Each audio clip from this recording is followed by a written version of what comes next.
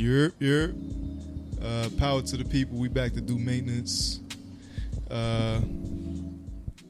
It's Rock. And we back. We back with another episode of the Reachoverculture podcast. It feels so good to be back. As you can tell, we're a little bit more free-flowing. Shout out to all of our first-time listeners. If this is your first time listening, I want to give you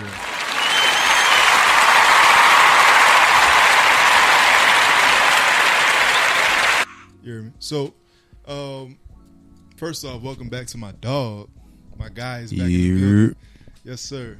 Power to the people. Rob is back. What's happening? Do maintenance after this season, after this moment in time that we've been in. We gotta take care of family first. So happy to have my brother back. Happy to be here, bro. Yes, sir. Shout out to a couple of town businesses. I want to first give out a shout out to my man's in the town. You heard me? At MC Merch for all of your town needs. Also, shout out to my man's John Stanton at Lord Primo. Make sure you go to @shop Lord Primo. I have some pants on in one of these episodes, but go holler at my man's two dope town businesses. And yeah, man. Also, this episode's gonna come out after Father's Day, but I want to wish my man's a happy Father's Day. Yes, sir. My guy. Very first. I appreciate it. It's been great. Yes, sir. My guy. It's just, first Father's Day. My man's doing a wonderful job, man. I'm proud of you. I appreciate you, bro. I appreciate it. I mean that. He's the father to my goddaughter, and she couldn't be luckier. So, thank you, bro. Thank you, and you're an example. Always. Man, a lot's been going down, Robbie Rao. A lot's been going down. A lot. COVID-19, pandemic, whatever. Racial tension, climate. It's been an all-time high. All-time high. How have you been dealing with some of this stuff, man? It's different seeing it in the media. I think that's probably like the biggest difference is just seeing how like broadcasted it is. Because I've seen this, not as intense, but in its variations, growing up as a kid, but just seeing how active and how current and how like repetitive it's been. Yeah. It's been tough because my job, like I work around a lot of white people, so they've all been like genuine. I've never had any issues, but it's still just weird being in an environment where there's not too many of people like myself. Yeah. Because at that point it's like I'm the center of attention with trying to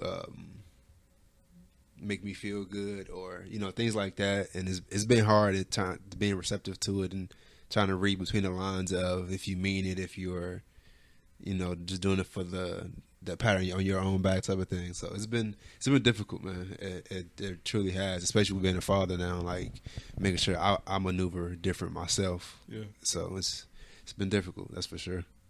How do you feel about the protests and what's going on right now?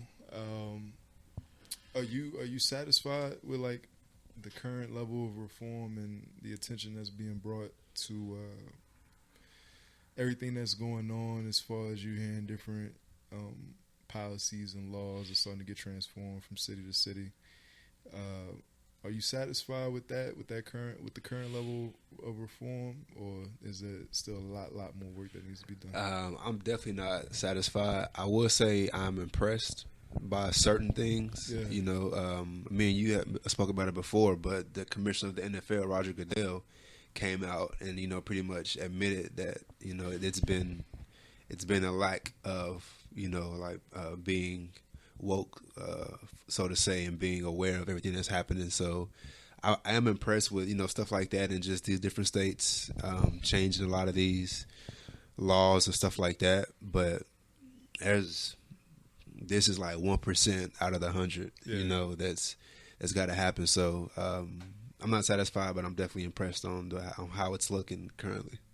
Yeah, I'm sad. Yeah, I'm not satisfied. I am shocked like yourself. We're seeing things change a lot quicker than we did in the 60s and the 50s. And me and MC went over it on the live. And make sure you tune into the Reach Over Culture lives. I'm not satisfied. You know, it's still a lot more reform. I want to see a lot. I want to see a lot more done, even down to the Constitution, where it identifies us as 3/5 of a man. We got to get certain stuff like that eradicated from the language, so that way our kids aren't reading the same things that we've been reading, you know, growing up. And so, not satisfied, but definitely grateful for the level of reform, and even if it's out of fear, you know, at least you hear us. Yeah, that's for sure. And at least you're making change, even if it's not necessarily 100% genuine. It's still being done. Yeah, it's still being done. It's still got to be done. How do you think we keep this going, man? I think really outside of course, the famous people, you know, that have the connections and resources to all the higher ups and the gatekeepers. Besides them, you know, helping and using their platforms, I think really it's our generation. You know, so I was born in the 90s, 92 to be exact. I think we're the people that can really change it, because if we continue to push it and advertise and encourage and educate not only ourselves but our peers and everybody else, that in turn it'll go down to our children, you know, and then our nieces and nephews, and then so on and so forth. And at that point, once we become the OGs, or, you know, the grandparents, the 60 and 70, once we become of that elderly position, we've trained up a child in the way that they should go, in the way that they should be culturally aware. So I really think it's just us doing what we're doing now, day in and day out, and not stopping after, you know, 3 months pass by, because it's going to show here in the next 3 months who's really still pushing that agenda of equality, like and justice for sure. That's a fact, bro, and that's one of my biggest concerns. I told MC this. I told my dad this earlier. I really want us to become more aware of the leaders that we have in place, and people that's actually going to educate us on what's going on, because we get police reform, we get justice for George Floyd, his killers get put under the jail, and then what? Like, this country has a history of giving its minorities a little bit, enough to shut up until the next situation where they get fed up. And so, and I think part of that, and this is only what I think part of that is because we don't necessarily know what to ask for all the time. Right. We need reform everywhere that affects our community: school, medical field, and the law. And so, how we keep it going by having people in place to constantly give us something to fight for, not necessarily people to fight against, but something to fight for. Because this country was founded in 1776. Slaves were brought over not too long after that. We got a lot to fight for. Right. Civil Rights Acts was just passed in 64, 65. We're not even 60 years removed from it. We got a lot of stuff to fight for in this country to see equality. Because overall, that's all I want to see. I want to see equality. I don't want to see one superior race over any of them, anybody. I just want to see equality. And I think in order for us to get our share of that, because I ain't gonna lie, like I told you, it's like, bro, I don't know if we gonna ever get that. Yeah. Because this country wasn't built for us to get equality. It wasn't built for any minority to get equality. But these past couple of weeks, and seeing some of the reform and the change that's been happening again, even if it's out of like social pressure, that's inspiring. Yeah. That's inspiring. So it's like I think we keep it going by getting the right people in place, not only people that just look like us, but minorities in general in different places that can actually affect change. Instead of, and MC made a good point, instead of waiting for rappers and athletes to do it, people that have to risk a platform that have to risk a platform, you know, for the greater good, getting regular people that have nothing to lose. City officials, mayors, people in legislation, congressmen, like, get some people that look like us in that in order to fight on our behalf, you know? Yeah.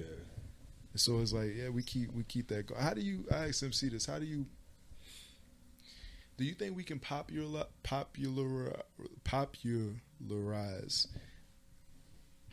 actually being in some of them spaces? Because I was talking to my dad, I was like, man, it's one thing to get people that look like you, but it's another thing to get people that actually want to be that. Like, how do we train kids to actually want to be in those conversations, to be a congressman, to be in spaces where they can affect change? Like, how do you think we get there? I mean, it's gonna be like, so I don't know how we get there. Yeah. But I know, like, I was just talking to my wife about it, like teaching my daughter that, like, she doesn't have to be a singer. Like, she doesn't have to play basketball. She doesn't have to rap. She doesn't have to do hair. Like, you can be, and it's no knock to any of those, you know, roles that you may do in life, but like you can be an RN, like you can be a dental hygienist, like you can be like in those like congressman room and political room, like you can run for president, like you can, you know, like we have to train our kids that we can be more than just basketball and music, and more than just fashion. Like, even if you're doing those things, that's awesome. But we have to put ourselves as minorities in those same seats of people that's making these changes. You know, so I don't know how we do it. I just know it starts with showing our kids that there's more to life than just the norm that we see or the norm that we look up to. You know, because I mean, even like speaking on basketball, like at first, like AAU was just, you know, it was fun to do, but nowadays that's not even really a thing. Like at 15 years old, you got NBA scouts looking at you.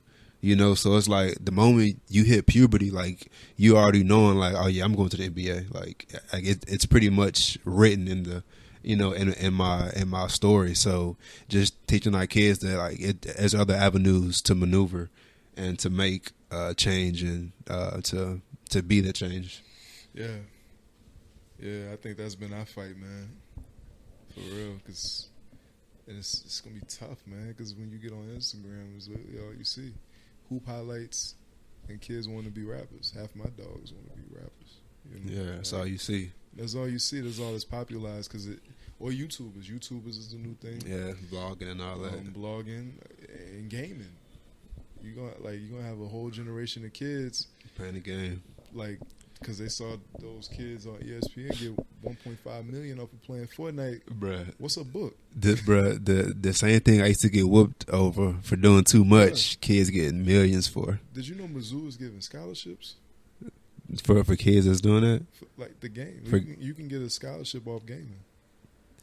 I'm not surprised. I'm not surprised because the NBA have their own like 2K teams to where like you can get drafted. I was telling my dad that they'll fly you. Flipped out. He was like, bruh. I was like, Dad, you can go to a park and get picked up. You don't have to go to the gym. Bruh. You can go to the park and be like, yo, I got next. And he couldn't believe me. They'll fly you out to whatever team you get drafted by, you and your family. Because I had a homie that was doing it. That was doing that. Like, they flew the family out. They had a certain amount of money. They played for a certain amount of months, went back home. I think they stayed there for 6 months, went back home for 6 months. But like, you're living is playing a game for 10 hours a day. My dad was like, man, there's no wonder why they can't hoop in real life. They think they can. So they can barely walk in real life, let alone. Man, listen. That's crazy. Man, listen. That's how we living it. Yeah. I'm hoping they can become popular to be in the suit, you know, instead of being on the court. Because, you know, that's every kid's dream. Even kids that's not even that good, they on Instagram posting a pic with a caption. And it's like, that's Cap. You're not even really that good, bro. But you know, that's what you see. That's what you you know, tend to follow. Just like in the G, when people used to edit pictures to put on MySpace. You know, like it's if we can get more kids in a generation to invest and something other than sports and music, I think will be good. If we can get more Greg Robinsons in the forefront, you know, enough kids that are fed up with their own situation where it's like, like, why am I in the 7th grade going to school with 12th graders, but we got a new field house? Bro, what sense does that make? Why? Bro, why do we have field houses and other schools got stadiums? That's, you know what I'm saying? It's a lot that got to change. And hopefully these kids, you know, hopefully they're picking it up. Speaking on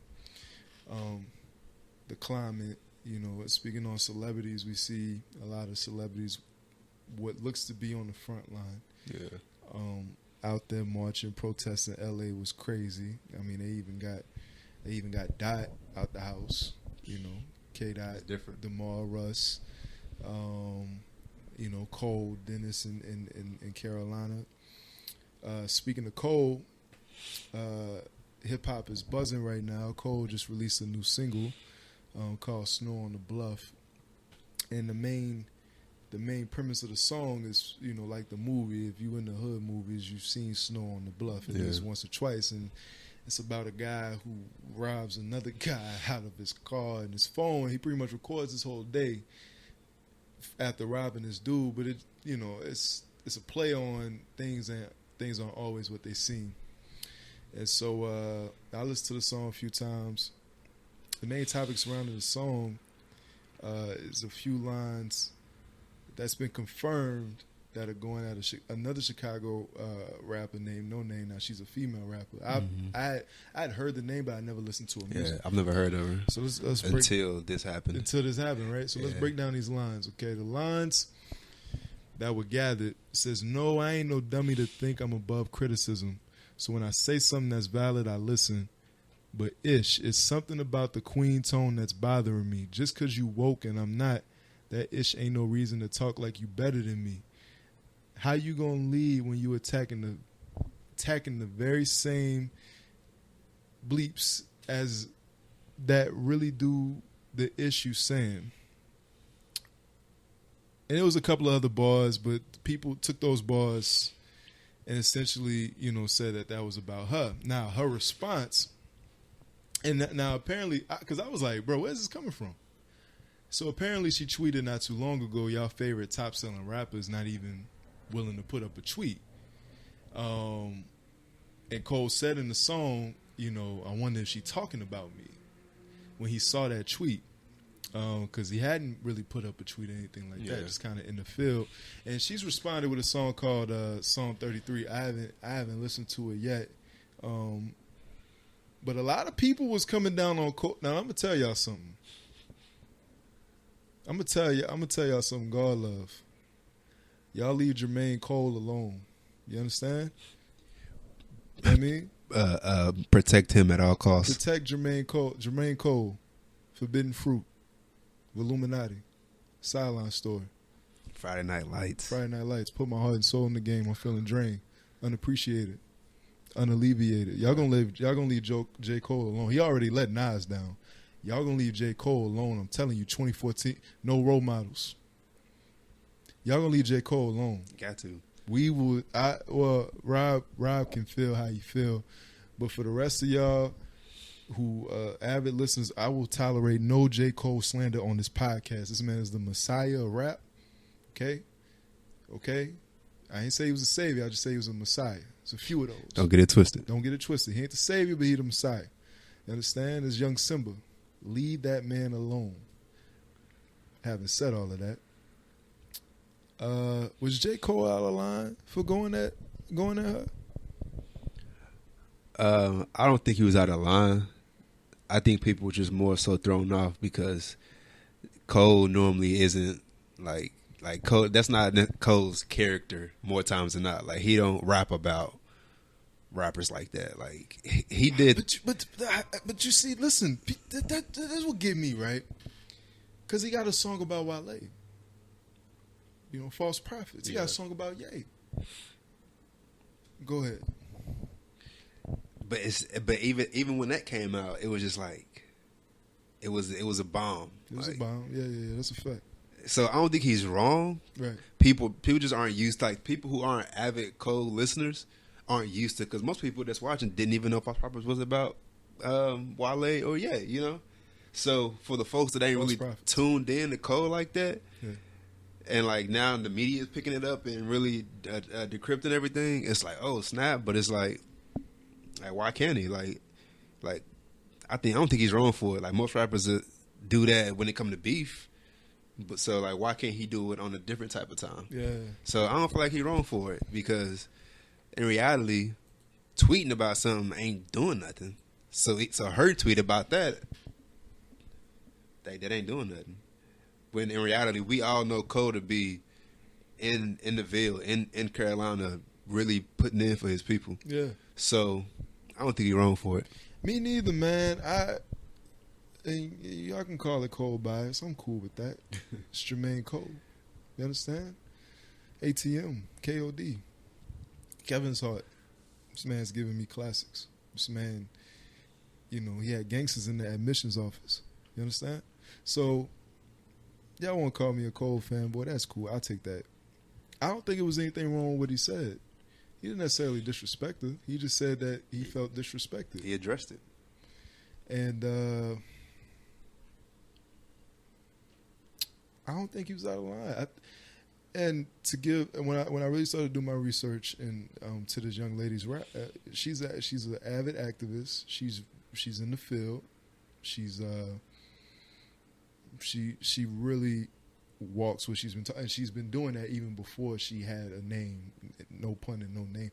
She's been doing that before, which is why some people kind of took offense. I mean, even Ari Lennox posted and was like, "Don't let them attack you." All right, but chill out, bro. We just now learning who you are. Yeah, that's what I'm saying. Like, let's calm down. It's we in an ultra sensitive climate, right? And again, he did that to Ye, Wale. This so happens to be a woman. All hell breaks loose. All hell breaks loose, and I don't. He called her a queen and everything. He just said, "Don't talk down to me because I'm not as woke as you." That's all I got from his raps, and that's a fact. Like, just because I'm not as involved or as, like you said, as woke, like that don't mean I'm not doing something. And the whole song against Snow on the Bluff is predicating the things not being what they seem, and at the end of the song, the last 4 or 8 bars, he's saying, I don't feel like I'm the leader that I'm supposed to be because I don't do the reading that I'm supposed to be. And so y'all think I'm this leader in the community that I'm not. I'm actually not the leader y'all think I am. I'm actually not on the, I don't know as much as y'all think I do. And so it's just, I don't need you or you talking down on me, right, or saying, or trying to get me to speak on something when I'm not educated about all the facts. What's wrong with that? Like, what's wrong with him saying, y'all, maybe he shouldn't have said nothing. Maybe he should just called on the side.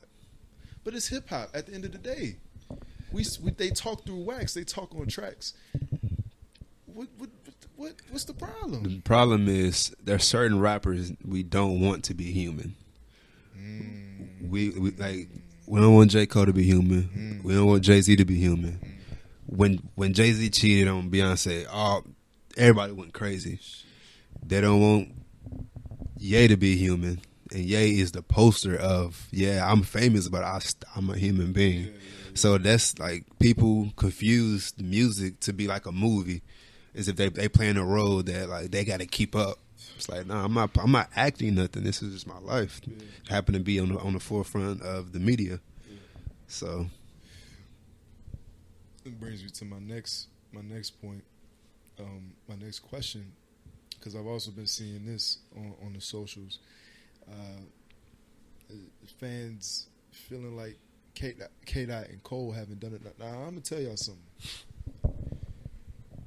It's Kendrick Lamar, K-Dot, DNA, Lust, Triple X, okay? Section 80, To Pimp a Butterfly. All right. Wesley's Theory. Bruh, don't tell me that these guys haven't done enough. This has been K-Dot's message for the last 2 albums. pimp a butterfly. To pimp a but like that's all you literally have to say. The whole y'all thought King Kunta was just y'all thought King Kunta was just catchy. Nah. Everybody trying to cut the legs off him. Black man taking no losses. The man been telling you understand? Like what are we talking about? J.Cole, more money, blood money, show money, party money, side chick money, dope money. Black people always broke because we don't know much. Like they've been talking this language for years, and just because they don't and they've never put 50 million tweets out. Ever. That's never been their personality. Never. They attack their views and they portray their views through wax. They've always done it. And let me tell y'all something. Cole and Kendrick supposed to drop this shit, and now I'm hearing from Punch out of TDE that K-Dot considering not even drop it. Listen, don't ruin this year for me, man. All right, 2020 been crappy enough in some aspects. Right. I need that. I need Cole. Drake about to give me 2. I need one from K-Dot. I need one from Cole. I got one from Jay, and I wasn't even expecting it. That Jay Electronica album is a Jay-Z album. This is a good year for hip-hop. I need Cole and Kendrick. Y'all need to get off of their backs. Why do people feel like they have not done enough? Because people want you to be Twitter fingers, man. People want to see you say the most stuff. People want you to see you repost everything. Like, the real work doesn't happen on social media, people. And that's one thing people fail to realize. Like, it's a place for them. Yeah, it's a place for it because it's people that's like in our shoes that, you know, like bringing awareness by social media is doing the most that we can. But guys in that stature, that's in those offices, that's in those rooms, to have those resources, social media ain't doing nothing. Right. Like, they're actually in the field. They're actually in these rooms talking to these people. So people want you to do what they do. And it's like, bro, like, social media is great to bring awareness, but after the awareness is brought, it's got to be work put in. And that's what they are doing. Yeah. So you don't know, and that's a good point, bro. You don't know what these guys are doing. You don't know what these guys are going. I know they cooking up. I know they've been cooking up. I know I'm trying to eat. Hoping they drop. When I saw that, because Punch is real close to K-Dot. Now, he could be trolling, and he could be spewing his own feelings. Or he could have actually talked to Dot, and Dot could have been like, I don't have to drop. These dudes have already shown you they can go 2-3 years without putting out an album. You understand?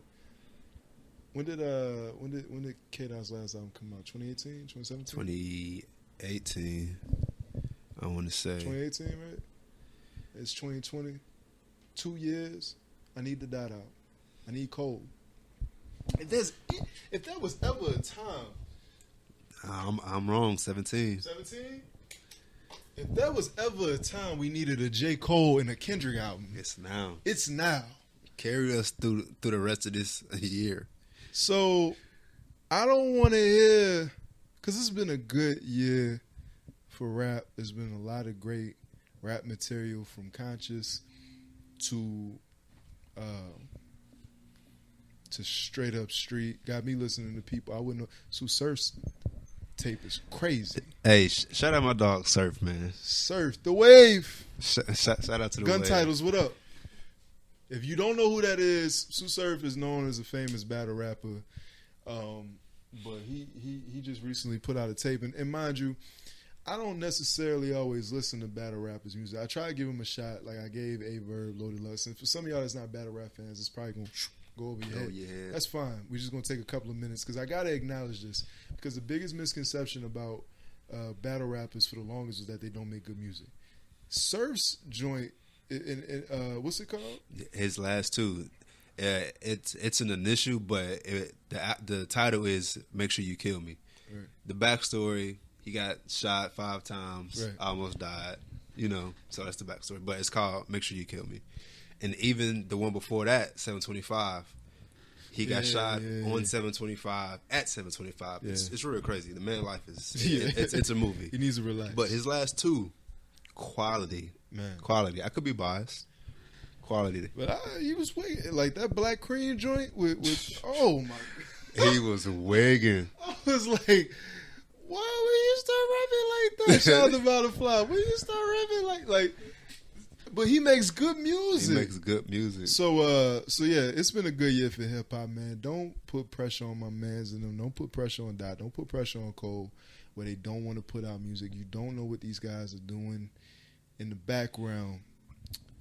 People we do know about doing whatever in the background. Let's transfer over to the sports world. So NBA is a big topic right now. Right now, they're talking about returning in Orlando later in July. So Kyrie, Uncle Drew, he's been vilified a little bit more than he's been praised by a range of different NBA players. We talking current and former. We talking Matt Barnes, Kendrick Perkins, just different people, more former than current. Yeah. He's been vilified, for suggesting that the NBA ought to sit out the rest of the regular season that they're trying to bring back in order to continue to bring awareness to racial injustice. And he has people on his side. He has a Dwight Howard, Avery Bradley that's been vocal about it. Of course, Steven Jackson, who's on the front lines of this, him being close to George Floyd, is also again, which is very surprising because Stack loves basketball. So, he's also been on the side of Kyrie to say them bringing the NBA back around this time is just going to defer attention away from activism. Stephen A. has said, has called his tactics are pretty much a way to not show up for work, and use it as an excuse to not show up for work. And nobody's been talked about more than Kaep. Kaep and his criticism of Kyrie and his actions. Apparently, Kaep dropped some info that pretty much suggested that he was a little suspect about Kyrie's actions simply because Kyrie didn't start to raise a fuss until they said that if you weren't active on the roster, you couldn't go to Orlando. Kyrie was wanting to go down to Orlando, and this is from Perk's mouth, and you can catch it on First Take. I don't have the exact quote, but he was saying, Kaep was just saying that he found it coincidental that Kyrie started to raise a fuss when the ruling came down that you couldn't go to Orlando if you were not an active player because of, them trying to be as safe as possible. And he just felt like that's more the motive and the push behind Kyrie now saying we should sit out and we should go as far as to start our own league. Instead of going back to work. And people like Stephen A. Matt Barnes said Kyrie was BSing. And Stephen A. also brought up a point as well. I'm just trying to educate y'all, saying that if the NBA doesn't continue, that it affects the CBA. Owners and the Players Association would have to go back to the table and renegotiate, which the CBA or which the owners will have the leverage to actually take money away from the players. So them 225 max deals that you're seeing cease to exist because really think about it. TV didn't force the NBA to stop. The NBA stopped on its own, costing them nobody said the NBA couldn't play. They just said they couldn't play with people in the stands. So now you costing TV money because right now we're supposed to be wrapping up the finals. And this is supposed to be one of the most anticipated playoffs from top to bottom in the last 3 or 4 years. So Ted Turner, TBS, CBS, they losing all this money. And then you're talking about not having the playoffs at all. They're going to lose out on a bunch of money. And so they're going to look at the owners like, we going to charge a little bit more.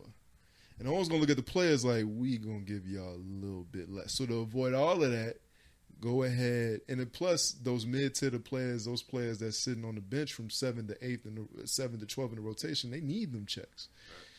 So I ask you, bro, should the players sit out or should they continue to finish the season in Orlando?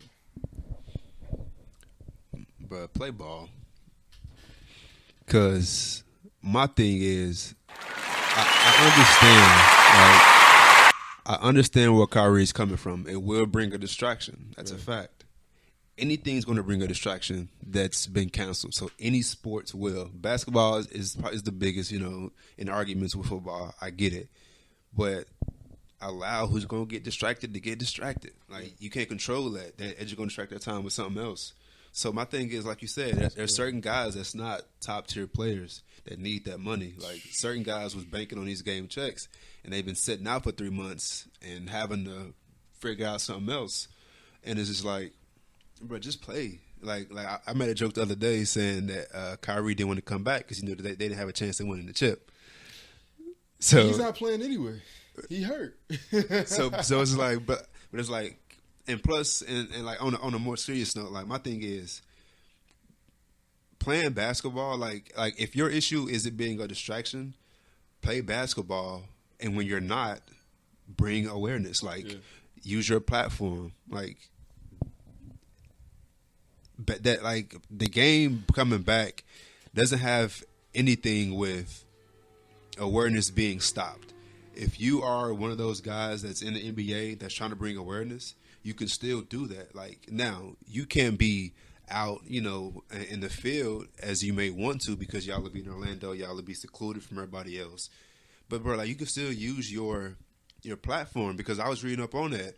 And outside of playing basketball, like, y'all going to be in the hotel room pretty much chilling. Like, they'll have game rooms for y'all, chefs on call. Like, y'all won't have nothing else to do. So play ball when it's time to play ball. And when you're not, do what you can to help bring awareness, to help change, the world pretty much essentially and what's happening. So my whole thing is just play. Give us something to look forward to. Because 2020, I've never heard of a year like this, from top to bottom, from the corona to the racial injustice to the world pretty much shutting down. Like, it's been crazy. So my whole take on this is just play basketball, man. Give the people something to do. Because like you said, they're going to lose a lot of money. So in turn, if you losing all this money, if the owners are losing this money, then in turn, y'all getting less money, and that doesn't matter in the grand scheme of things. If you're Kyrie Irving, if you're one of these top guys, that don't matter. So I'm like, just play basketball, bro, and it's only gonna be for a couple months. It ain't even gonna be like it's not a full season, is it? It's just like finishing off. Yeah, it's like 8 or 9. It's like an 8 or 9 game stretch until the playoffs. But like they just asking y'all to finish it because they know if y'all don't, the pros and the cons. Yeah, if it's coming from a health concern, then I get that. That's my biggest thing about them coming back is because we don't know all of the things that we need to know about COVID. Yeah, and I mean, I just saw in the news today like 21. I'm definitely gonna jack this up, but it was a team in the SEC where 21 of their kids got tested positive. I was talking to my pops earlier, and he's been reffing a couple of rec games, and he found out that a couple of their coaches had COVID, and a couple of their players, and it's so because people are still getting affected, even though the death rate isn't nearly as high. It's like we don't know everything that we need to know, and soccer and all these different places have showed us that it's inevitable that somebody's going to catch it. Even if you keep them in a bubble in Orlando, somebody's going to get it. And here's the thing. It's not killing off young people as quickly as it is the older folks. Fair enough. What is it comfortable with me that one young guy in the NBA that even if it's just one, because thankfully all these guys have gotten it in the NBA, but nobody's actually gotten seriously ill as far as we know. But it's like that one young guy ends up passing from it. And then you're gonna shut down the season anyway. Was it really, really worth it? You know what I mean? Like, that's my only thing from a health concern. Yeah. That's my only thing. If you're worried about it from a health concern, I'm like, all right, I get it. You sit out, and if Adam Silver and them can work out something where they can still get part of their paycheck, but sit out because of health concerns, I get that. But I'm with you, and Matt, shout out to MC. He had to really give me clarity on this. Because I want the young brothers to get paid too. I'm not for young brothers missing out on checks if they don't have to. Facts. And so, I'm like, yo, all right, get paid. Take the risk, get paid. That's the point I was about to make. It was a health concern. You said MC was giving you game. MC was giving me game on them getting paid. Activism shouldn't. Sports, if basketball is enough to distract us from what's going on, then we have a different problem. Facts. That's my whole Muhammad point. Ali is right up here. He's one of my favorite athletes of all time because despite what he was going through, he got back in the ring after his trial with the government for not wanting to go into the army. But when you look back in those days, the Muhammad Ali, Joe Louis, Kareem Abdul-Jabbar, Bill Russell, these different guys, they continued to play their sport and be activists at the same time, still stand on the front lines. Kareem sitting next to Martin Luther King, sitting next to Malcolm, Muhammad right next to Malcolm, right next to Elijah Muhammad. So sports should not cloud activism. It shouldn't cloud conviction. And if we allow sports to do that, then we got a whole different problem. So, from a racial standpoint, from a point of distraction, I do get Kyrie. I think the bigger picture is, or the bigger question is, how could we even get to a space where we're worried about sports distracting us from the bigger picture? Like, you can do both, Especially since it's not even the full league. It's 22 teams. It's 22 teams. Yeah. Like, so it's not gonna be. It's like we're not having basketball every day, right? Because if you're talking about bringing the entire league back, I get it. It's basketball every day, maybe 2 games. I get that, but we're not even talking about the entire league. We're talking about 8 games and then straight playoffs. So, that's a good point that MC brought up. Like, basketball should not change the dynamic of what's happening at all. It shouldn't. Even looking at historical figures, like sports in general shouldn't take away from the bigger picture of what's going on. If we get distracted, then that's our fault. Yeah. If we use that as a distraction to say things aren't as bad as they could be, like that's crazy to me. Especially when the like the bigger names in basketball, like LeBron James, Russell Westbrook, like whenever these guys, like they're the bigger names in basketball, and they're bringing awareness.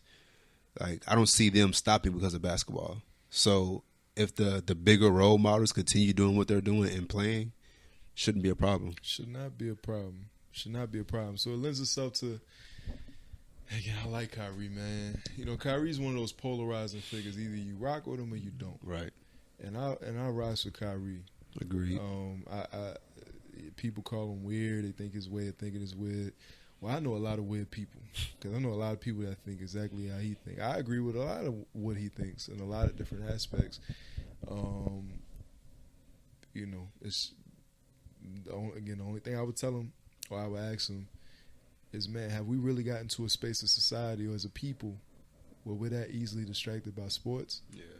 And if that's the question, then we got a whole bigger issue. So going on, because I want to see, again, my worry is the health thing. That's why I'm not ecstatic about seeing them back. I understand it's a healthy distraction. It's a space of normalcy, but again, it just wouldn't settle right with me or sit right with me if one of these guys got sick. I'm either waiting for one or two things. I'm waiting for the government to come out and tell us that a lot of these COVID cases were bogus and that we were really just trying to distract people from a bigger picture, which is never going to happen. Or tell me exactly how playing in a bubble is going to prevent any cases. Like tell me how that works. So if it's just simply for the money because you owe the money, I'm a big conspiracy theorist when it comes to sports. I think they brought Zion back early because TV people was getting crazy, getting mad at the Pelicans. We done showed half of y'all games on television. Ain't no Zion. We ain't showing y'all games because y'all good. We was getting spanked a lot of them games, right? And they said, listen, Zion, are we not putting y'all on TV no more? We didn't get y'all a Christmas game, no Zion. Get y'all a New Year's game, no Zion. So I'm real skeptic when it comes to that type of stuff. And it's like, man, all right, these players are willing to go out there and risk their health to get that check. I ain't mad at you. But if you're not going to shut the season down, please tell me how living in a bubble is going to eradicate anything. It's not. And if it's like, all right, well, the bubble isn't really going to help, well, then just tell me that COVID is BS. And y'all playing me. Because then y'all talking about bringing the NFL back. And college teams are literally having kids come back test positive. Like, bro, and what's crazy is, like, on my job, I go through Stillwater. Yeah. And when I tell you COVID is running rampant in Stillwater, I think bro. that was one of the schools I read about. Bro, it's like 21 kids. It's so wild because the bars are back open down there. Yep. So, and for y'all know, my job, I drive around, pick up specimens from different hospitals, clinics, things like that, including the coronavirus test. And when I tell you, like, it's like tripled in just Stillwater alone. It's like, it so. Went up like 400. We in the town. Shout out to the town. It went up like 400, 500 cases, bro, over the last 2 days. Before the rally, as y'all know, Trump came through. It was his first stop coming out of the White House since everything is broke apart. Literally didn't have more, as it was reported, didn't have more than 6,200 people in there, but had over 100,000 registered. I know why. I know why too. But I think a good amount of that, bro, was because people were skeptic about the COVID cases. Because literally the Thursday and Friday before, the cases had shot up between 400 to 500 people. And so then you had people coming from out of town for that rally. And then you had people coming from out of town for Juneteenth too. So the numbers, I really feel like Oklahoma's going to become one of the hot spots. Oklahoma's amongst one of the 5 states that become a hot spot in the last week. And because the thing that people not realizing is like you can still carry the virus but be immune to it. Facts. So you can have it and show those symptoms but give it to somebody else. Facts. And just because it isn't showing that you have it, you just passed it to the 30 people that you've seen in the past 2 weeks and not realizing it. So they may not benefit. Yeah, so it's definitely like coronavirus is definitely still like the second wave is, it's happening. That's for sure. That's a fact. Even people that we know personally are getting them. And crazy. When I saw that, I was like, oh no. See, but I was more prepped for the second wave than the first wave. See, I was like, man, when the world, I'm not going back outside when the world opened up because there's a whole second wave. Spain, Italy, these places went through second waves. And it be when we think that we got it figured out that we don't got it figured out, or because you're carrying it and you ain't get sick, that it's all good. Or you should be able to go out and live, down your own sword. And man, listen, if anything, we should be more cautious now than before. You know what I mean? Because they are opening everything back up because the economy was shutting down.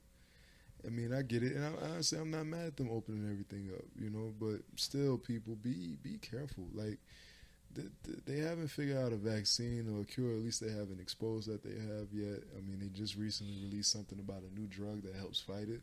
And again, the death toll isn't even as nearly as high as it was. At the same time, if it's anything how I think it is, you don't want that. You don't want that.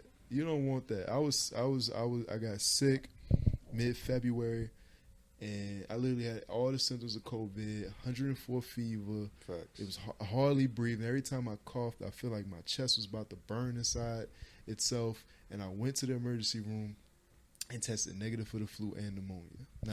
But they didn't know what it was.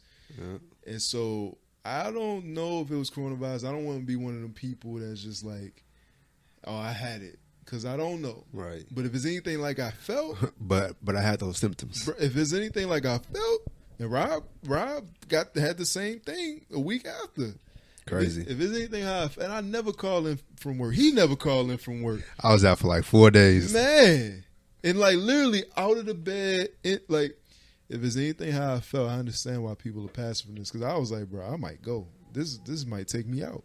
So people be careful, because even the young people, like Zeke had it, Ezekiel Elliott, but people say he got sick from it. Like he was sick. It wasn't like he was like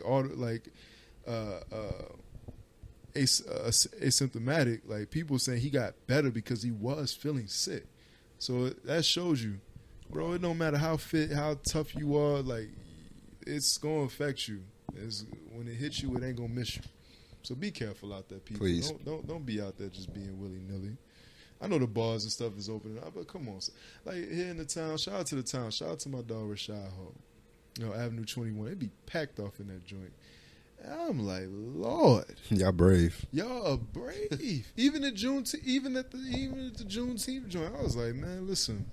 Man, I love my people. I wanted to go so bad. Bruh, I wanted to be a part of the black party.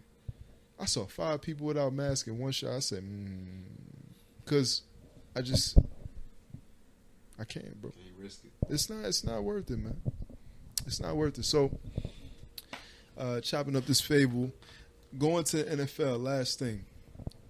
We're going to give a round of applause. I've been very critical of this man behind the scenes. I'm not going to hold y'all. If you talked to me before, I've been very critical. I'm going to go ahead and give Kaep.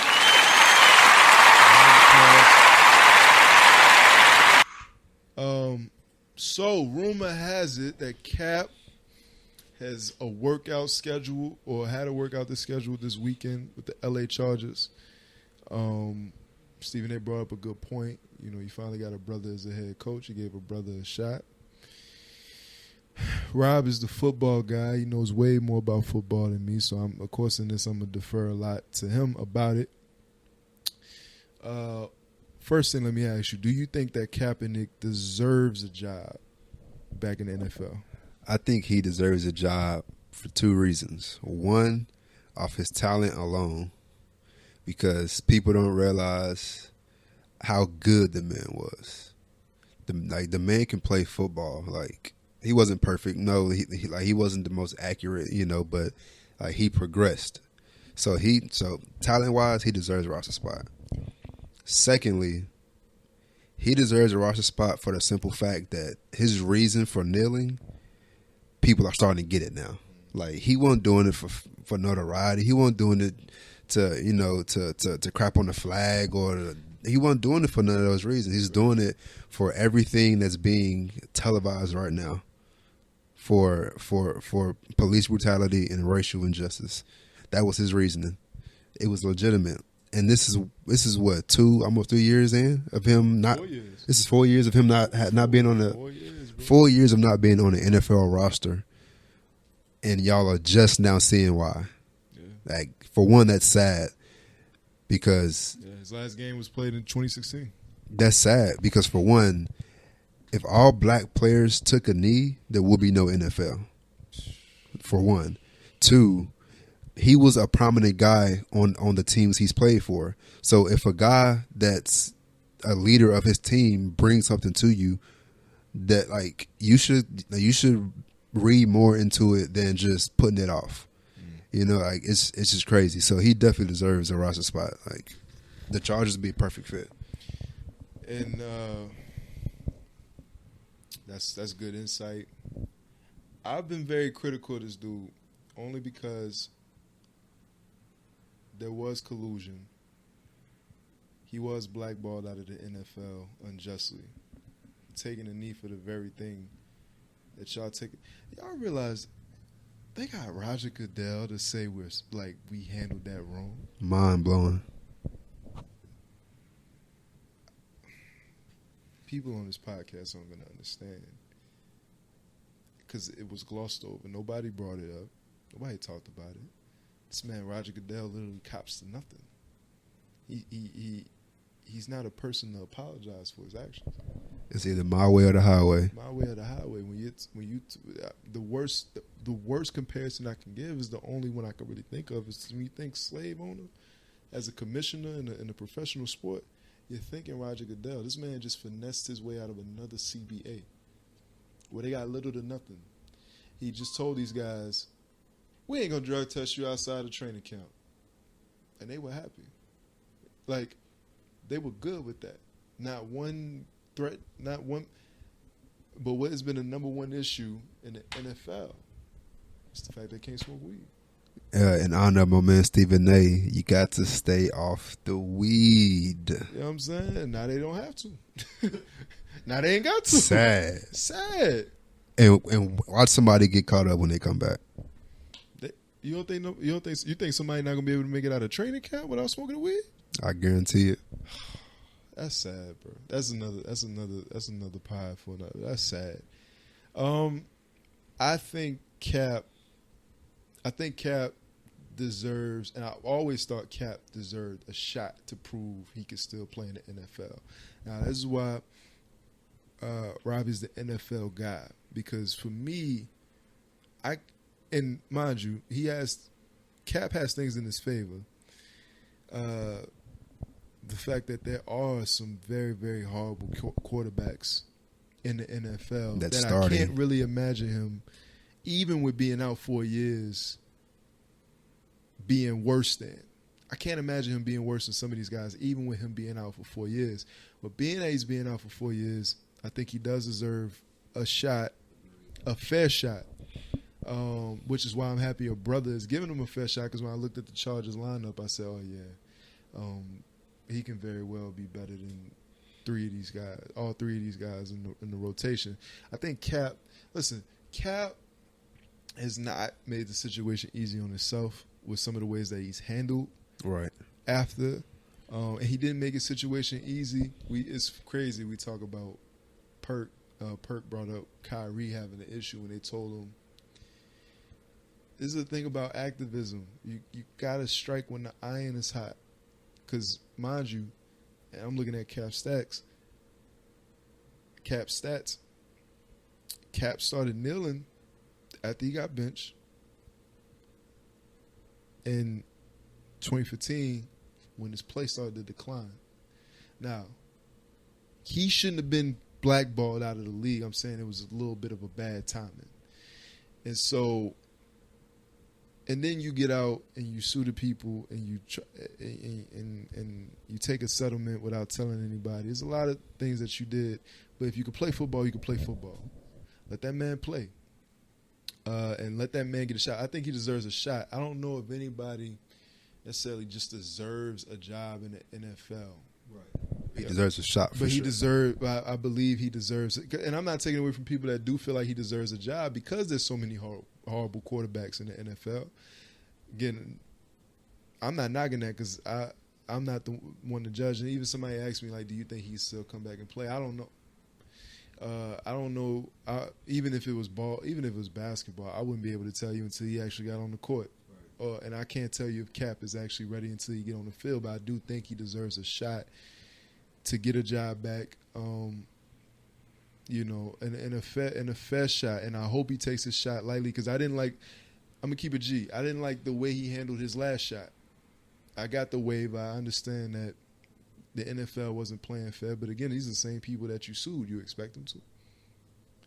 It's the art of war. Like, I wouldn't play fair with you either if you sued me and took me through a lawsuit for the last 3-4 years, compromised my bottom line. Even if I was in the wrong, I wouldn't give you a fair shake either. In the waiver, I would make it very, very clear. We're going to give him a workout, and we're going to send all the teams to go out there and look at him. But if he sued me once, how do I know he's not going to sue me again? That's a fact. You know what I'm saying? So I'm saying this because a lot of people have heard me talk about Kaep on the side and may have gotten confused. I don't support his message. I do support his message. I don't support all the way he's went about it. But the man does deserve a shot. If Mike Vick can come back from what he came back from, and Ray Lewis can come back from what he came back from, if Deion Sanders can go from playing for the Braves in the evening or in the morning and to playing for the Falcons later on at night, you can give Kaep a shot to be back in the NFL. That's a fact. Especially because you see why he was kneeling in current day. For Roger Goodell to get up and say we handled that wrong, you best to give my man a shot. And mind you, he did this 4 years ago. Yeah. Like, like people have been watching like just the news and social media, just mind blown at what's happening. He did this 4 years ago. This ain't nothing new. Nothing new. It's just being televised. Like, so this is 4 years ago. And Now everybody talking about kneeling. Everybody want to kneel now, but in two other points that people forget or may not even know. Yeah. The moment he started kneeling, another player by the name of Eric Reed kneeled with him. Eric Reed, shout out to Eric Reed. You heard me? Eric Reed has been on the NFL roster still. Yeah. You know what I'm saying? And this is documented. A Marine a Marine told Kaepernick to kneel. Like Cap didn't just like, man, I'm a kneel. Like he felt the way he felt, but after speaking with a Marine, so he took a knee first, and then a Marine didn't like it, reached out to him. He didn't bash him. He didn't try to throw salt on his name. He reached out to Cap, got an understanding of why he was doing it, and told him, you know what, you're right. You should kneel. So he's not doing it to crap on the flag, on Marines, on anybody that's fought in, overseas for our country. Like, it's for a legit reason. But people don't want to point out that a white man, to be honest, encouraged him to do what the same white people are upset about. It's like, it can't be double-sided here. So, man has a right. Cap deserves a shot. Protest, he deserves a shot, bro. He really, really does. And I'm hoping he shocks some people. I do. I want Cap to come back strong, man. My favorite athlete's Ali, and people have tried to kind of call him Ali. I don't think he's Ali. Ali was just built a little different than a lot of us. Different. Ali was built a little different than not just Cap, but a lot of us. Like Ali's level of activism really gets downplayed, underplayed to the they drummed this man out of boxing. The government stopped this man from making money to the point where he was almost bankrupt. To the point where he was online to go to jail.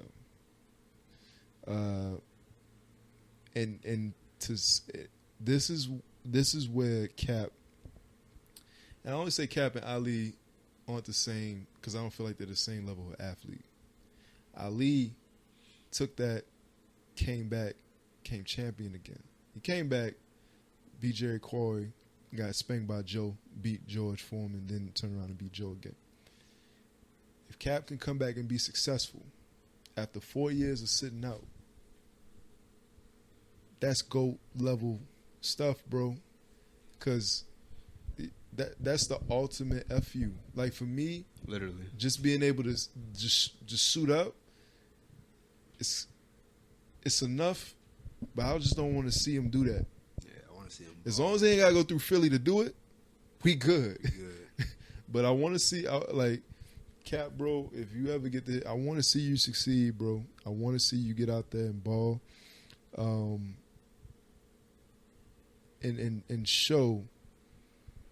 and show what the athlete, not only just the athlete, but what the black athlete is all about. Because that'll be the next thing is if he don't play good, he's sitting out for 4 years, and y'all was begging for him to come back for what?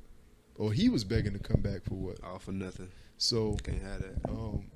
Yeah, I hope he gets. I actually hope he does land with the Chargers. I feel like that's his best opportunity to start right away. Right. Either that or the Panthers. Out of the Panthers, which would be crazy, right? Cam out, capping. Yeah, that'd be wild. That'd be wild. All right, well, that's all our topics for today, man. Bar of the week. Do you have one? Bar of the week. Bar of the week. Yes. We can't leave. We're gonna start doing this thing. Shout out to this podcast by these two ladies called Thriving and Surviving. They do a lyric or a song of the week. So I'm jacking y'all idea, except we doing bars of the week over here. Bars. Bars. All right, Robbie Rob, what you got? So for me, my guy Lil Baby released a song called "The Bigger Picture." Okay. And one of his bars were, how you gonna blame us? You can't fight fire with fire, I know, but at least we can turn up the flame some. And when I heard that, I literally paused it and I was like, that hit home. Yeah, because it's like the way a lot of my people are going about what's happening. It ain't necessarily right. It ain't necessarily legal, but it's like what else is there to do to make y'all realize what's happening? Like what more can we do to get y'all attention? Yeah, you know what I'm saying? Like, we can't fight fire with fire, but at the end of the day, we can do a little more to get y'all to realize, like, nah, this ain't one of those things that's about to just blow over. Yeah, like we really mean what we saying, and we really pushing and going after this. So that's my bar of the week. Okay, that's dope. That's, man, you kept with the activism. I didn't really go with the activism. Hey, it's all. Hey, so on the flip side. So on the flip side, Sean Don. This is off a song called "Halfway Off the Balcony." Boy.